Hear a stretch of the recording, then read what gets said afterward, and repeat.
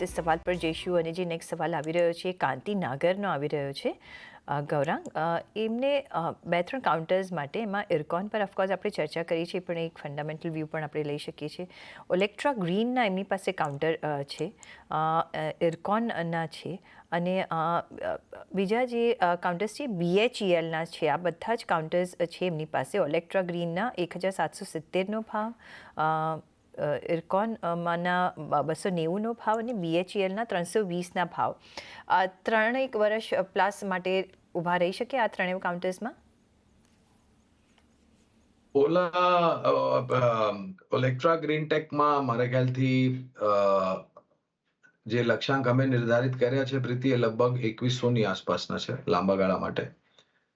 અને એમના ખરીદ ભાવથી મારા ખ્યાલથી વધારે પડતા નીચે છે નહીં, પણ જો 1600ની આસપાસ આવે અથવા તો એનું થોડા ઘણા નીચે આવે તો બીજા ઉમેર બી કરી શકે છે, એટલે કે બીજા જોડી બી શકે છે, ખરીદારી વધારી શકે છે. BHEL પર પહેલા ખરીદારીની ભલામણ હતી પ્રીતિ, પણ અમારા લક્ષ્યાંક આવી ગયેલા એટલે અમે હાલમાં પાયાના મતે અનિવાર્ય છે નફો બાંધવાની અમે ભલામણ કરેલી, પણ એમનું 3 વર્ષની એ રોકાણની વિચારધારા છે. તો કદાચ આવનારા ભવિષ્યમાં જો અને પરિણામ બી તમે જોવા જાઓ પ્રીતિ, તો BHELમાં એટલા ઉત્સાહજનક નતા, થોડી ઘણી નિરાશા હતી.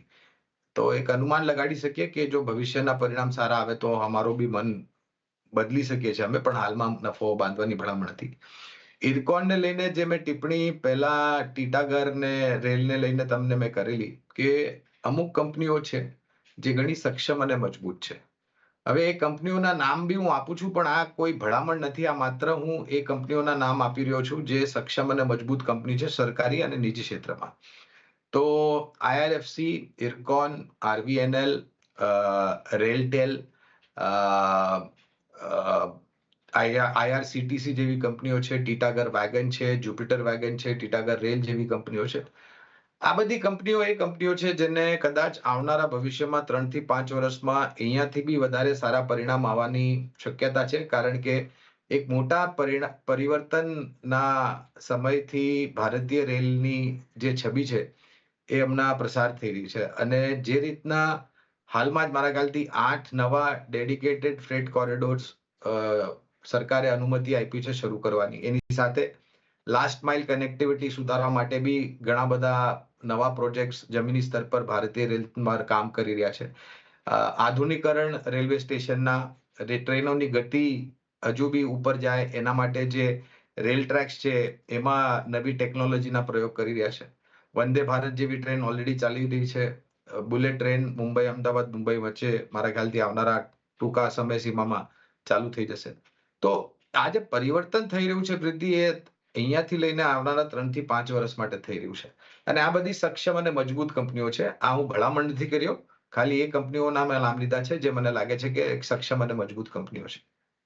ઘણું બધું આજે આપણે પહેલાં જ ડિસ્કસ કર્યું કે રેલવે સેક્ટરમાં સારું એવું પરિવર્તન આપણે જોઈ રહ્યા છીએ, ટ્રાન્સફોર્મેશન જોઈ રહ્યા છીએ, મોડર્નાઇઝેશન જોઈ રહ્યા છીએ, ઘણું બધી નવી બોગીઝ એડ થઈ રહી છે, નવા સ્ટેશન્સ બની રહ્યા છે, એક મોડર્ન આપણે રેલવે સ્ટેશન્સ પણ જોઈ રહ્યા છીએ. તો ઘણું બધું અહીંયા ડિજિટાઇઝેશન પણ થઈ રહ્યું છે. સો IRFC, RVNL, રેલટેલ, IRCTC આ બધી સક્ષમ કંપનીઓ છે, સ્ટ્રોંગ કંપનીઝ છે, એના પર આપણે નજર રાખી શકીએ છીએ. ઓલેક્ટ્રા ગ્રીન ઓફકોર્સ 2100ના ટાર્ગેટ્સ ગૌરાંગ રાખેલા છે હમણાં, એમના કંપનીના ટાર્ગેટ્સ છે. તમે 3 વર્ષ હજી હોલ્ડ કરી શકો છો તો તમે હોલ્ડ કરજો, પણ 1600ની આસપાસ આવે ત્યારે તમે વધારે ખરીદી પણ શકો છો, એટલે તમે એડ કરી શકો છો. નેક્સ્ટ સવાલ પર જઈએ અને નેક્સ્ટ સવાલ જે આવી રહ્યો છે એ એક ફોન કોલ દ્વારા જિગ્નેશ ગજ્જર વડોદરાથી આપણી સાથે જોડાઈ રહ્યા છે.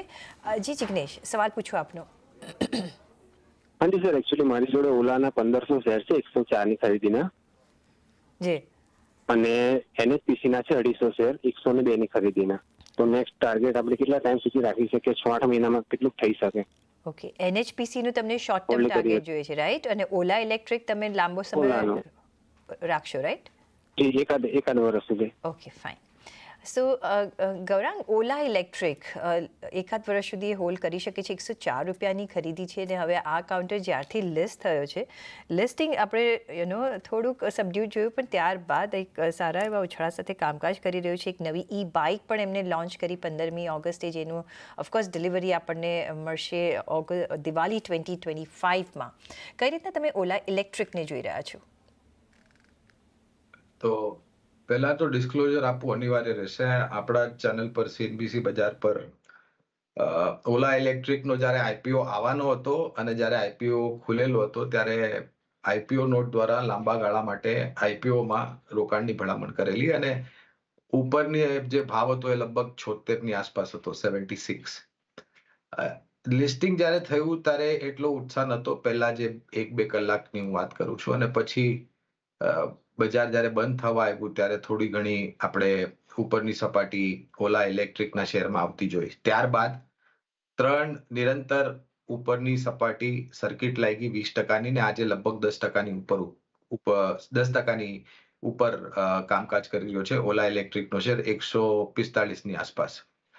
પ્રીતિ, આ જે સ્તર પર કામકાજ કરી રહ્યો છે ઓલા ઇલેક્ટ્રિક, મારા ખ્યાલથી જે એક રિપોર્ટ હમણાં આવેલો થોડા સમય પહેલા, આજની જ વાત કરું છું, ટેસ્લાના જે મૂલ્યાંકન છે એનાથી બી મોંઘો થઈ ગયો છે ઓલા ઇલેક્ટ્રિક. અને આ તુલના હું કરું છું જે ચોખ્ખો નફો ટેસ્લામાં છે અને જે ચોખ્ખું નુકસાન ઓલા ઇલેક્ટ્રિકમાં છે, લગભગ 1,500 કરોડનું ચોખ્ખું નેટ લોસમાં છે ઓલા ઇલેક્ટ્રિક. હું એટલી જ ભલામણ કરીશ જિગ્નેશભાઈને કે જો 1 વર્ષની તમારી પાસે સમયસીમા છે, પણ 1 વર્ષમાં 1,500 કરોડનું નુકસાન જે છે એ નીકળીને એક નેટ બ્રેક ઇવન અથવા તો પ્રોફિટમાં નહીં આવે.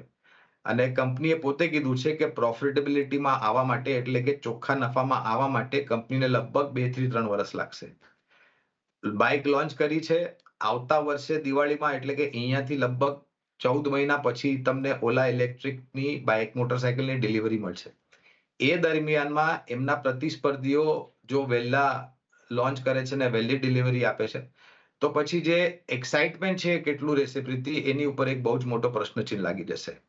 બીજી વાત છે કે એમને પોતે જીગા ફેક્ટરી સેલ, એટલે કે જે વાહનમાં, 2 વ્હીલર વાહનમાં, જે ઇલેક્ટ્રિક વાહનમાં જે બેટરીનો પ્રયોગ થાય છે એ ઇનહાઉસ એ લોકો બનાવવાના પ્રયાસ કરે છે, એને બી સમય લાગશે. તો એકંદરે 6 મહિના કે વર્ષમાં બહુ મોટું પરિવર્તન થાય એની શક્યતા મને હમણાં ઓછી લાગે છે. પણ તમારી રોકાણ જો અહીંયાથી 2 વર્ષ 3 વર્ષનું હોય તો પહેલા જાળવી રાખો. ને એ બી ચેતવણી આપું છું કે નિરંતર 3-20% સર્કિટ લાગી છે, આજે 10%ની ઉપર ચાલી રહ્યો છે. મને આશ્ચર્ય નહીં થાય પ્રીતિ, આ શેરમાં તમને નફો બાંધવા માટે લોકો આવે અને કદાચ નીચલી સપાટી બી જોવા મળે આવનારા દિવસોમાં, કદાચ આજે અથવા તો આવતા. એટલે થોડી સાવધાની રાખવાની અનિવાર્ય રહેશે. જો અમે જે સમયસીમા કીધું છે એ આધાર પર તમારું રોકાણ હોય તો જાળવી રાખો.